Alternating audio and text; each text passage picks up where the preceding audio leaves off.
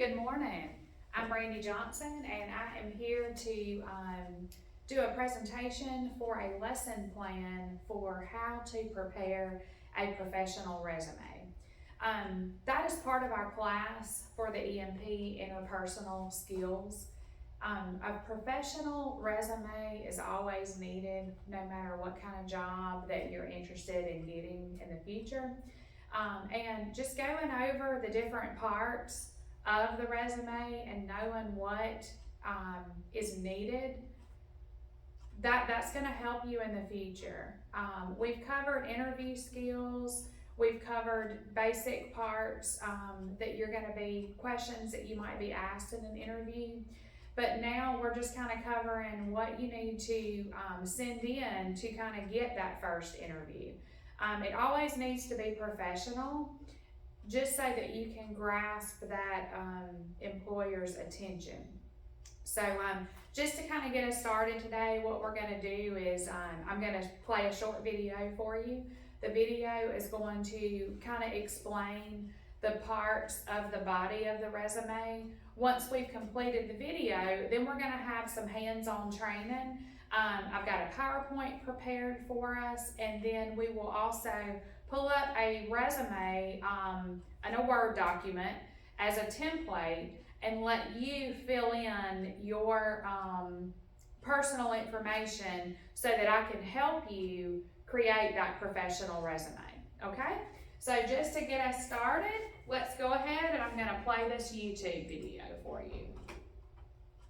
As I'm in the midst of applying for residency right now, wish me luck. Grammarly has Okay, bear with me while the ads are playing. All right. One of the biggest issues with resume tips from the internet is that most of it is subjective. What works for me might not work for you, and vice versa. So when Austin Belsack released his findings from analyzing 125,484 resumes, I got excited because data, to a large extent, takes the guesswork out of the equation. In my opinion, his findings are pure gold because they basically confirm my suspicions that in order to write an incredible resume, there are some proven foundational principles we should follow, whether we're making a resume for our first job or improving upon a good resume we've had for years. As usual, I care about your time, so I'm going to share the 5 key learnings up front, then talk about the implications of the study, and end with practical resume writing tips you can use immediately to stand out. So let's get started. Hi friends, welcome back to the channel. If you're new here, my name is Jeff, and we're all about practical career interview and productivity tips. So if you're a working professional, consider subscribing for more actionable content. Full disclosure, Austin did not ask me to make this video. He doesn't even know who I am. The data geek in me just got so excited about all the numbers that I just had to share it in a video format. Without further ado, the 5 key learnings from Austin's study. Number 1, resumes with a LinkedIn profile see higher interview rates, but only 48% of resumes included a LinkedIn profile. Number 2, candidates only included 51% of important keywords and skills, heavily under-indexing on soft skills.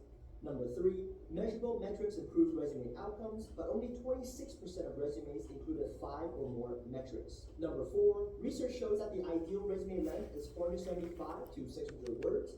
77% of resumes fell outside of that range. And number 5, fluffy content takes away from a resume's value, but 51% of resumes included buzzwords, cliches, or incorrect pronouns. I'm going to link the original article and all other resources I mentioned down in the description below, so feel free to check that out if you want more perspective on how to write great resumes. Now you know the key takeaways. What does this actually mean for you? Let's start with number 1, including a LinkedIn profile on your resume. And here's a graph that completely blew me away. At first glance, the implication seems to be pretty simple. Having a LinkedIn profile linked on your resume gives you a much higher chance of landing a job interview. But if you take a closer look, having a bare bones or basic LinkedIn profile actually decreases your chances of getting a callback, meaning you're better off hiding your LinkedIn profile if you're not putting any effort into it. In my opinion, the differences between a comprehensive profile and a basic one boil down to number 1, having a professional headshot and LinkedIn banner. Number 2, how informative your work detail section is. And number 3, how much effort you put into building meaningful connections. I actually have a LinkedIn tips and tricks playlist that walks you through all those points. And I also share how to get a custom LinkedIn URL to put on your resume so that it looks clean. Make sure to check that out after this video. And that's not all. You might also notice that as job level increased, the gap in callback rates decreased between job applicants. This suggests that having a strong LinkedIn profile is more important for entry-level job seekers compared to their higher-level peers. If you're finding this video helpful so far, please drop a like, and if not, keep watching because it only gets better. Number 2, including the right keywords and skills when writing a resume or CV. While I'm not a big fan of just submitting applications online, it is a fact of life that applicant tracking systems scan for certain keywords and experiences to filter out what they define as low potential candidates. According to the research, the average job description includes 43 keywords, but most candidates only match 51% on their resume, meaning they only included 20 or so relevant keywords. In order to overcome this, you want to use free online word cloud tools. I'll link a few down below.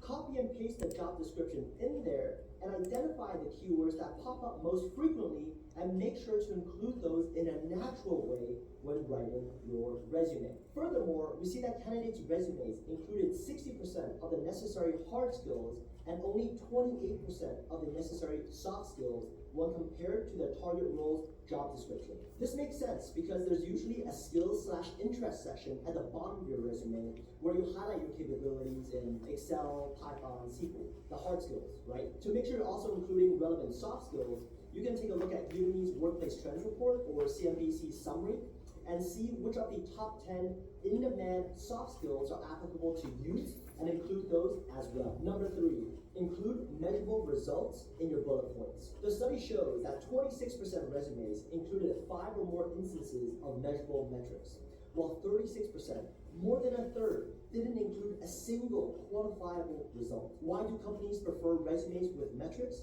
Because metrics make value easier to understand and quantify. I cannot stress this enough. If 10 candidates all say they're responsible for planning and executing social media campaigns, it's very hard to tell who did it well and who didn't. The one person that says, hey, my campaigns drove 30% year-over-year increase in sales revenue is going to stand out. There's a popular XYZ resume bullet point formula that goes like this. Accomplish X as measured by Y by doing Z. For example, if you're a content marketing manager, your bullet point might look like this. Drove 2,500 organic signups to our monthly newsletter by A/B testing content layout and collaborating with co-marketing partners, representing a 43% quarter-on-quarter increase. Pro tip, a lot of you might be working on projects that might not have a direct impact on growth or revenue. Let's say you're working on your company's internal tools. In that case, you can say your improvements led to a 33% increase in productivity for the sales team, which translates to X amount of incremental revenue. Number 4, keep your resume length between 475 and 600 words. A, this is because the research has shown that resumes in that sweet spot saw double the interviews of those that were outside of those ranges. B, 77% of the resumes from Austin's study had either fewer than 475 words or more than 600. Meaning, from a purely statistical standpoint, you are automatically in a stronger position versus other candidates if you have a 500-word resume. Of course, I do want to point out there are definitely exceptions when it comes to career level and academic roles. If you're a professor, federal employee, or C-level executive, you might have a 2 to 3 page resume or CV with well over 1,500 words. And that's perfectly fine. For those of you who do not fall in that category though, this finding means that number 1, do not keyword stuff your resume.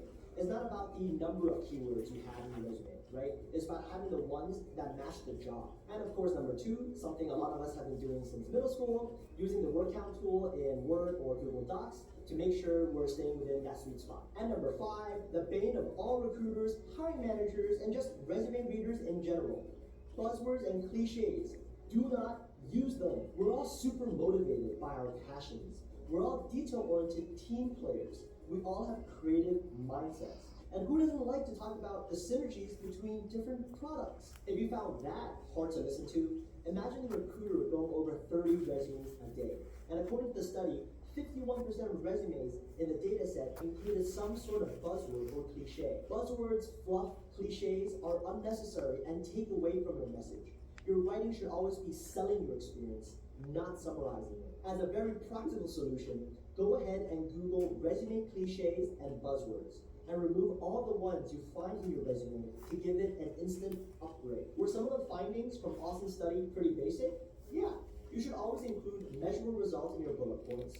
Optimize and add your LinkedIn profile, and avoid using buzzwords to write a good resume. But hopefully, the numbers behind the research have convinced you that these non-negotiable aspects lay very solid groundwork for you to make additional tweaks and adjustments. I've actually made quite a few of these mistakes myself back in the day, so make sure to check out my video on the top 5 resume mistakes I made when applying to management consulting and Google.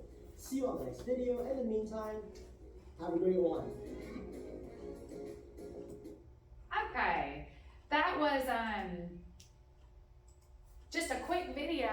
Sometimes it's just great for me to show, integrate some kind of technology to kind of show that I'm not the only one focusing on these tips. There's all kinds of videos on YouTube that will kind of help you with interview skills, resume writing, cover letter writing, thank you letter writing, all kinds of things. So if you ever get in a bind, you're welcome to go to the website and try to search for that. Some of the tips that he talked about was not using cliche phrases or wording on your resume. You kind of want to keep it streamlined. You want to keep it professional, and you want to kind of keep the wording pertaining to the area of the field in which you're trying to get a job. So if you kind of stay focused, you can write a professional resume. So what we're going to do now is I'm going to start this PowerPoint. I'm going to give all the students a little bit of time to pull up a Word document on your computer. And then you can pull up the basic resume template so that we can go through as a group. I'm going to go through the PowerPoint, and each PowerPoint slide is going to have a different area of the resume. And so we can discuss this, we can talk through it, and while we're talking through it, I'm going to give you some time to enter your personal information, okay? So I'm going to give you a couple minutes to do that, and we'll start the video back.